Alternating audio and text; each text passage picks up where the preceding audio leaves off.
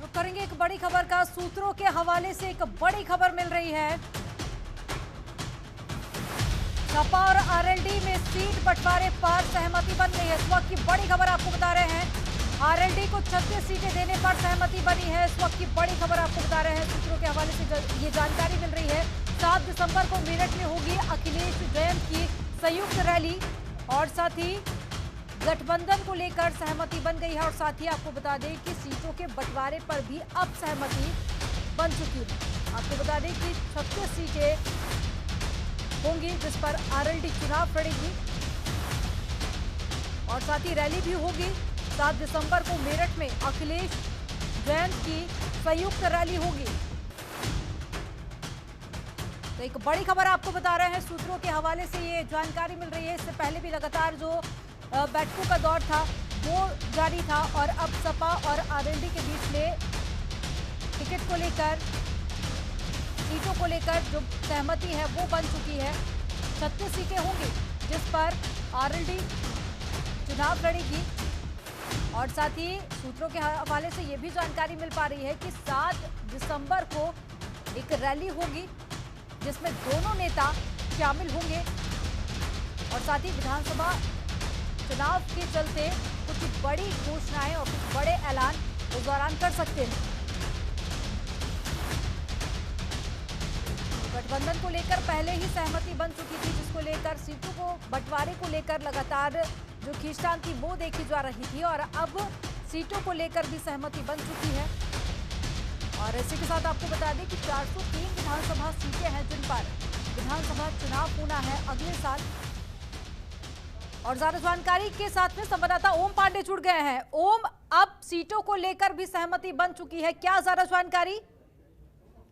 देखिए, बिल्कुल साफ है। जिस तरह से अखिलेश यादव और जयंत चौधरी के बीच पे अखिलेश यादव के आवास लखनऊ पर दोनों नेताओं की मुलाकात हुई थी, तो जाहिर सी बात है तमाम सीटों को लेकर के जो पूर्वी उत्तर प्रदेश की कई सीटें हैं जिनको लेकर चर्चा हो रही थी और लगातार जिस तरह से जयंत चौधरी ने अखिलेश के सामने लगभग 40 सीटों की बात रखी थी, जिसमें से दोनों नेताओं के बीच चर्चा हुई है और उसके बाद जो जानकारी है सब साफ तौर से 34 सीटों पर दोनों नेताओं के बीच, जहां तक जो सूत्र बता रहे हैं कि 34 सीटों पर दोनों नेताओं की सहमति बन गई है।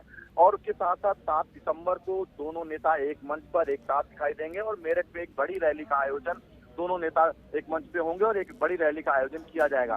सबसे बड़ी अहम बात यह है कि जिस तरह से लगातार संशय बरकरार था कि आखिर जयंत चौधरी और आरएलडी के प्रमुख हैं और समाजवादी पार्टी के अखिलेश यादव किस तरह से कब जो है इसका फैसला, कब इसका निर्णय लिया जाएगा और कब दोनों नेता एक मंच पर होंगे, तो कहीं ना कहीं इन तमाम अड़चनों पर पूरी तरह से विराम लग गया है।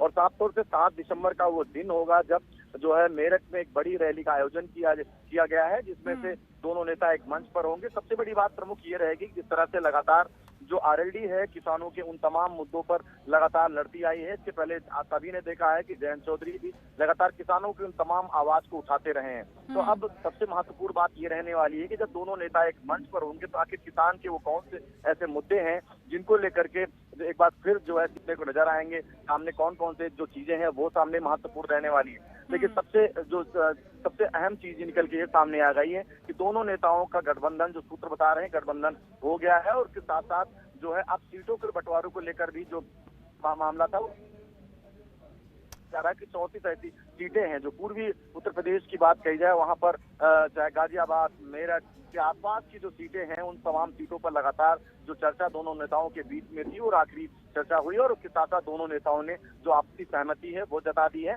अब ऐसे में जो एक बार फिर जहां ओम प्रकाश राजभर और तमाम जो अन्य नेताओं के साथ साथ जहां समाजवादी पार्टी गठबंधन कर रही थी, ऐसे में एक बड़ा गठबंधन उत्तर प्रदेश की जो सियासी समीकरण उस पर नजर आ रहा है, क्योंकि साफ तौर से जब दोनों नेता जो दोनों युवा नेता हैं और युवा मंच के साथ साथ युवाओं को घेरने, युवाओं की बात करें, लगातार दोनों नेता कई बार युवाओं की बेरोजगारी तमाम चीजों पर लगातार सवाल खड़े करते रहते हैं और भारतीय जनता पार्टी को घेरने का पूरा प्रयास करते हैं। ऐसे में किसानों हुकूमत दौर तो पहले से ही लगातार जारी था। उसकी जानकारी खुद अखिलेश यादव ने ट्वीट करके भी साझा की थी। आधिकारिक पुष्टि की अगर हम बात करें तो आज शाम तक आधिकारिक रूप से भी पुष्टि हो सकती है। देखिए बिल्कुल साफ है। जैसा कि मेरी बात हुई है, साफ तौर से कहना है कि इन तमाम चीजों पर अटकलें जो लगी हुई हैं वो जल्द से जल्द माना जा रहा है कि साफ हो जाएंगी। और जो सीटों के बंटवारे को लेकर जब बातचीत दोनों नेताओं के बीच में हो चुकी है, तो ऐसे में सबसे बड़ी बात यह है कि अब ये भी चीजें साफ हो जाएंगी। और दोनों नेता जो सीट को लेकर बंटवारे की चर्चा लगातार चल रही थी, उस पर भी जब चीजें साफ हो जाएंगी तो कहीं ना कहीं मेरठ में जब दोनों नेता एक मंच पर होंगे तो जाहिर सी बात है उसके पहले उन सीटों के बंटवारे को लेकर भी जो मनसा और जो कार्यकर्ता हैं उनको कहीं ना कहीं तमाम चीजों पर जरूर नजर रहती है। ऐसे में कार्यकर्ताओं को बिल्कुल साफ संदेश देने का काम जो है दोनों नेताओं के माध्यम से किया जाएगा। यही कारण है कि सीटों के बंटवारे को लेकर भी चीजें जो है वो कहीं ना कहीं दोनों पार्टियों के बीच में तमाम चीजें जो ऐसी महत्वपूर्ण होती है उनको साफ करना अति आवश्यक होता है। और यही कारण है कि अब माना जा रहा है कि थोड़ी देर बाद या थोड़े समय बाद जो है दोनों नेता अपने ट्वीट कर सकते हैं, ट्वीट का ऐलान कर सकते हैं और उसके बाद तमाम चीजें निकल के सामने आ सकती हैं। आरएलडी से प्रवक्ता हमारे साथ में जुड़ गए हैं संदीप चौधरी। संदीप जी बहुत स्वागत है आपका जनतंत्र टीवी में। संदीप जी मेरी आवाज आप तक पहुंच पा रही है? जी अमन जी, मैं आपको सुन पा रहा हूँ। जी संदीप जी, पहले तो बहुत स्वागत है आपका जनतंत्र टीवी में। और आरएलडी और समाजवादी पार्टी का गठबंधन भी हो चुका है और सीटों को लेकर भी अब सहमति बन गई है, क्या कुछ कहना चाहेंगे आप? देखिए अमन जी, इस चीज का कोई पहले से डिक्लेयर नहीं था, लेकिन सारी चीजें बहुत अच्छे तरीके से चली और बहुत अच्छे माहौल में बातचीत हुई। और दोनों जो हमारी पार्टी के सुप्रीमो हैं, दोनों जो मेन लीडर्स हैं, उनके बीच में एक अंडरस्टैंडिंग निकल के सामने आई, क्योंकि हमारी समान विचारधारा है और समान मुद्दों को लेकर दोनों पार्टियां आगे बढ़ रही हैं। तो ऐसे में मिलकर चुनाव लड़ना मेरे ख्याल से बहुत अच्छा एक संकेत है। और जितने भी गठबंधन है, अगर आप बीजेपी और अपना दल का गठबंधन देखें तो उससे कहीं ज्यादा मजबूत उत्तर प्रदेश के अंदर राष्ट्रीय लोकदल और समाजवादी पार्टी का गठबंधन रहेगा और इसके रिजल्ट भी बहुत अच्छे आएंगे।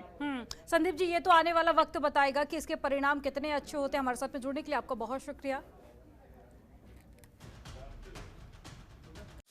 खबरों के निष्पक्ष विश्लेषण के लिए सब्सक्राइब करें Janatantra TV and press the bell icon. Never miss any update.